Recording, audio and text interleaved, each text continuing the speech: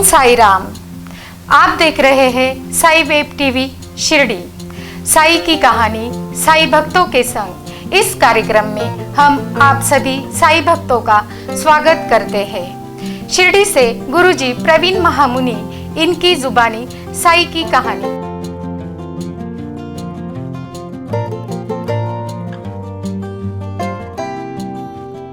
श्री सच्चिदानंद सद्गुरु साईनाथ महाराज की जय। नमस्कार, ओम साई राम। साई वेब टीवी शिरडी के माध्यम से साई की कहानी साई भक्तों के संग इस कार्यक्रम में आप सभी साई भक्तों का स्वागत है। आज के एपिसोड में हम देखने वाले हैं कि सराला बैठ के गंगागिरी महाराज जी ने बाबा के बारे में क्या उद्गार निकाले। और ये कहानी बहुत सुंदर है। इस कहानी का एक छोर ऐसा है कि जो बाबा के एक दैनंदिन जीवन का थोड़ा सा एक टच करके यह कहानी है। बाबा प्रतिदिन अपने पेड़ पौधे जो उन्होंने बाग बगीचा लगाया था उसको पानी देते थे और बाबा बावड़ी से पानी लेकर वहाँ पेड़ पौधों को पानी देते थे। तो इस कहानी में एक दिन की बात है। यह बहुत सुंदर कथा है, बहुत श्रवणीय कथा है कि मैंने पहले भी बहुत सारे एपिसोड में कहा था कि यह बाबा का जो जीवन चरित्र है इसमें बहुत अच्छी कहानियाँ आपके लिए हम लेकर आए। अब ये कहानी बहुत ही सुंदर और सरल कहानी लेकर आए हैं। गंगागिरी महाराज कहीं से आकर शिरडी होकर जा रहे थे, तो उन्होंने देखा कि एक संत, एक फकीर शिरडी में एक बावड़ी पर पानी भर रहा है और पेड़ पौधों को सिंचाई कर रहा है। यह देखने के बाद गंगागिरी महाराज जी को बड़ा आश्चर्य हुआ। ध्यान लगाया, अंतर चक्षु से देखा, क्योंकि गंगागिरी महाराज जी का जो एक ओहदा था, एक उनका सामर्थ्य था, बहुत ही बड़ा था। क्योंकि उन्होंने जो तपश्चर्या की थी वो तपश्चर्या के बारे में मैं आपको बताने ही वाला हूँ। उन्होंने अपने योग सामर्थ्य से देखा कि साक्षात सगुण परब्रह्म आज शिरडी गांव में पानी भर रहा है, पेड़ पौधों की सिंचाई कर रहा है। यह पेड़ पौधों की सिंचाई यह एक सिर्फ निमित्त मात्र है। बाबा पूरे शिरडी के लोगों की सिंचाई कर रहे थे। उन्हें अपने बच्चे की तरह अपने कलेजे से लगाकर उनको प्यार दे रहे थे। मानो बाबा सबको प्यार बांटना सिखा रहे थे। किसी का संगोपन कैसे करते हैं बाबा, मानो ये सिखा रहे थे। बाबा को देखा और देखने के बाद गंगागिरी महाराज जी ने अनायास ही अपने मुख से एक आवाज निकाली, एक उद्गार निकाला और शिरडी के लोगों से कहा कि ये हीरा यहाँ क्या कर रहा है। ये सुनने के बाद शिरडी के कुछ लोग चौंक गए कि साक्षात गंगागिरी महाराज जी ऐसा क्यों कह रहे हैं। तो गंगागिरी महाराज जी ने कहा कि ये बहुत ही अनमोल हीरा आज शिरडी के धरती पर आया है। इसे जतन करके रखना, इसे खोना नहीं, क्योंकि यही है जो शिरडी का उद्धार करेगा और साथ ही साथ में पूरे विश्व को एक शांति का संदेश, एकता का संदेश, सबका मालिक एक का संदेश देने वाला है। बहुत ही बड़ा संत है यह अपने अंतर मन से गंगागिरी महाराज ने जान लिया था। दूर से ही गंगागिरी महाराज जी ने नमस्कार किया और कहने लगे ये तो साक्षात हीरा है।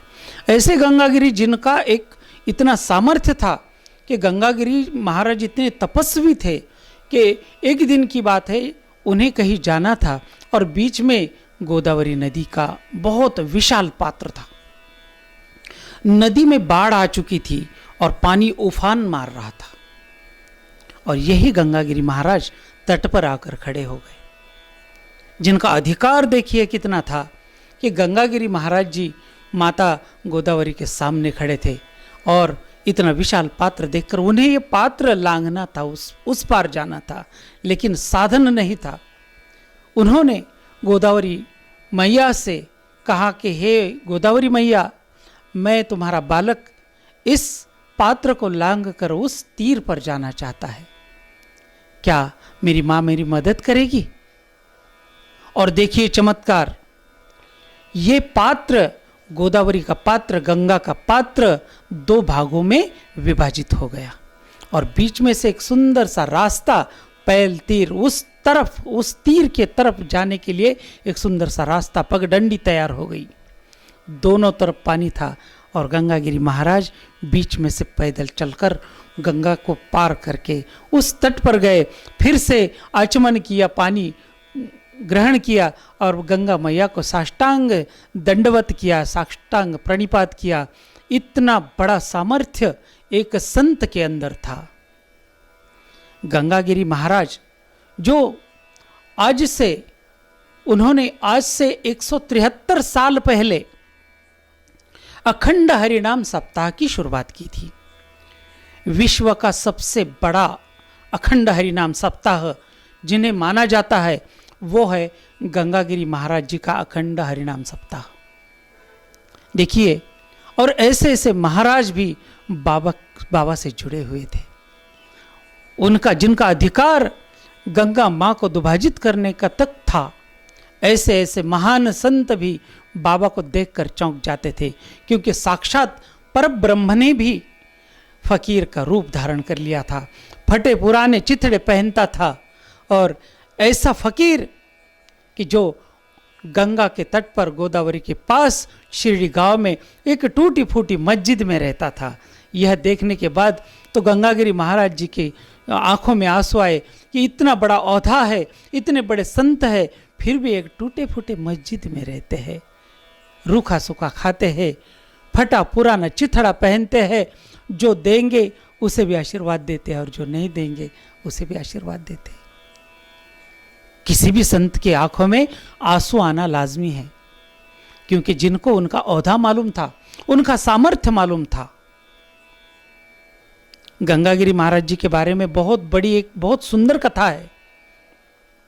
एक दिन कहीं गंगा के तट पर ही कहीं उनका विशाल सप्ताह चल रहा था, अखंड हरिनाम सप्ताह वो चल रहा था। और जब खाना खाने के लिए लोग बैठते हैं तो लाखों की तादाद में एक साथ खाना बंटता है। लगभग उस गांव के 50-50 गांव आजू बाजू के लोग एकत्रित होकर एक साथ नामस्मरण करते हैं, जय जय राम कृष्ण हरि, जय जय राम कृष्ण हरि, ऐसा नाम घोष करते हुए यह सप्ताह करते हैं। और ये लोग भोजन एक साथ करते हैं। इस भोजन की बहुत बड़ी न्यारी कथा है। मैं आपको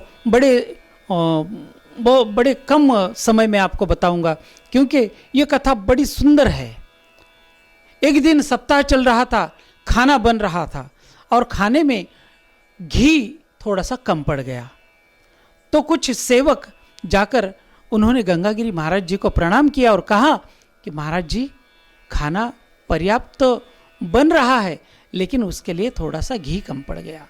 अभी देखिए, गंगागिरी महाराज जी का सामर्थ्य इतना था, भक्ति इतनी थी, तपश्चर्या इतनी थी कि साक्षात अन्नपूर्णा देवी उनको प्रसन्न थी। साक्षात अन्नपूर्णा माता गंगागिरी महाराज जी को प्रसन्न थी और गंगागिरी महाराज जिस भी चीज को हाथ लगाते वह एक अद्भुत चमत्कार होता था और वह अक्षय बन जाता था, वह चीज अक्षय बन जाती थी। देखिए, उस सेवक ने गंगागिरी महाराज जी को कहा कि महाराज जी, हमारे खाने के वहां पर जो बूंदी बन रही है उसमें घी कम पड़ गया है। तो महाराज जी ने पूछा कि कितना घी लगेगा? तो उन्होंने कहा, सेवक ने कहा कि लगभग 5 डिब्बे घी के लगेंगे। अब बताइए, 5 डिब्बे घी के लाना है और उस वक्त जहां पर तुरंत चाहिए, वक्त खाना खाने का है। तो गंगागिरी महाराज जी ने कहा कि जाओ गोदा मैया से मांग लो। तो सेवक चकरा गया, अरे गोदा मैया से कैसे मांग लेते, उसमें तो पानी है। तो महाराज जी ने कहा कि जाओ, जो भी डिब्बे है अपने पास, खाली डिब्बे है, वो पानी भर कर लेके आओ गंगा मैया से, गोदावरी मैया से, और उनको कहना कि जब सप्ताह खत्म हो जाएगा, बचे हुए पैसे में से आपका घी लौटाया जाएगा। आपका जो उधारी से लिया हुआ घी है हम आपको लौटा देंगे। इतना बोल दो और वहाँ से 5 डिब्बे पानी लेकर आओ। देखिए सामर्थ्य, ये सामर्थ्य वाली बात है।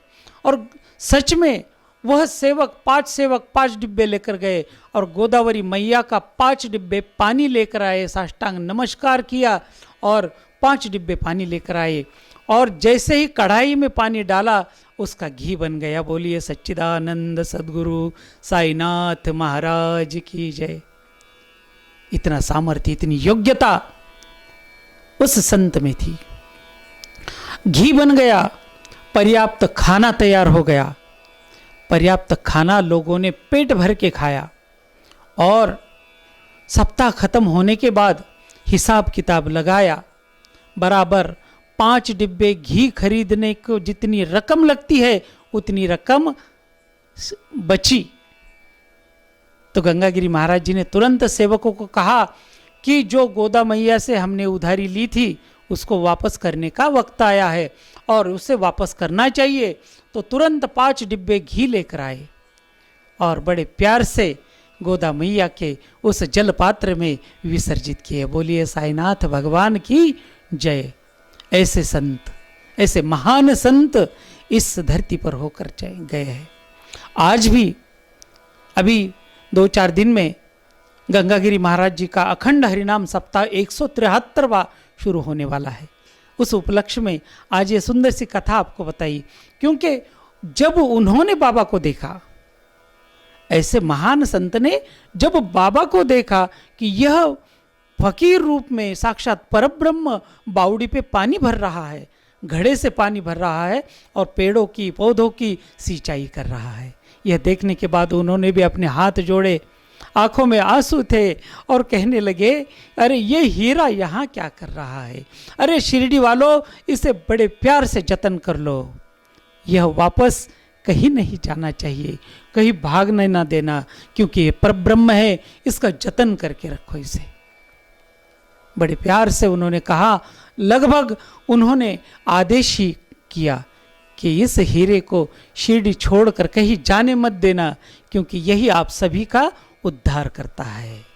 और आइए, इतनी सुंदर कथा बाबा की और गंगागिरी महाराज जी की साई सच्चरित्र में है।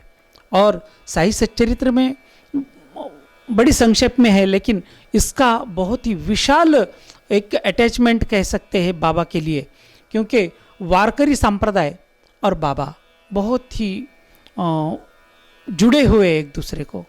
मानो कि पंडरीनाथ और वारकरी संप्रदाय का जैसे ऋणानुबंध है, उसी प्रकार साईं बाबा और गंगागिरी महाराज जी का भी ऋणानुबंध है। आइए, यहाँ तक आपने बहुत सुंदर कथा आपने श्रवण की है, साथ ही साथ में बहुत ही प्यारा सा एक भजन आपको जाते जाते सुना रहा हूँ। आइए तो उस भजन की शुरुआत करते, बोलिए साईनाथ महाराज की जय। जो लिख देगा मेरा साईं बाबा, जो लिख देगा मेरा साईं बाबा, उसे कोई बदल ना पाएगा। अब डंका बजेगा घर घर में हो, अब डंका बजेगा घर घर में, उसका झंडा लहराएगा। जो लिख देगा मेरा साईं बाबा, उसे कोई बदल ना पाएगा। अब डंका बजेगा घर घर में हो, अब डंका बजेगा घर घर में, उसका झंडा लहराएगा। जो लिख देगा मेरा साईं बाबा। है अलग अलग किस्मत सबकी, लिखने वाला मेरा साईं बाबा। है अलग अलग किस्मत सबकी, लिखने वाला मेरा साईं बाबा। जैसी हो कर्मों की करनी हो, जैसी हो कर्मों की कर्मी वैसी वो कलम चलाएगा, जो लिख देगा मेरा साईं बाबा उसे कोई बदल ना पाएगा। अब डंक बजेगा घर घर में हो, अब डंक बजेगा घर घर में उसका झंडा लहराएगा, जो लिख देगा मेरा साईं बाबा। बोलिए सच्चिदानंद सद्गुरु साईनाथ महाराज की जय। आइए, इस कथा में हमने देखा कि गंगागिरी महाराज जी, जिन्हें स्वयं अन्नपूर्णा माता प्रसन्न थी, अन्न ही परम ब्रह्म है, अन्न ही परम ब्रह्म है, यह उन्होंने सारे जग को, सारे विश्व को जैसे संदेश दिया, वैसे ही शिरडी के साईं बाबा 60 साल जिन्होंने भिक्षा मांगकर सारे विश्व को यही संदेश दिया कि सबसे बड़ा दान में दान, सबसे बड़ा दान है अन्नदान। भूखे को भोजन और प्यासे को पानी, यही मेरे साईं की सच्ची कहानी।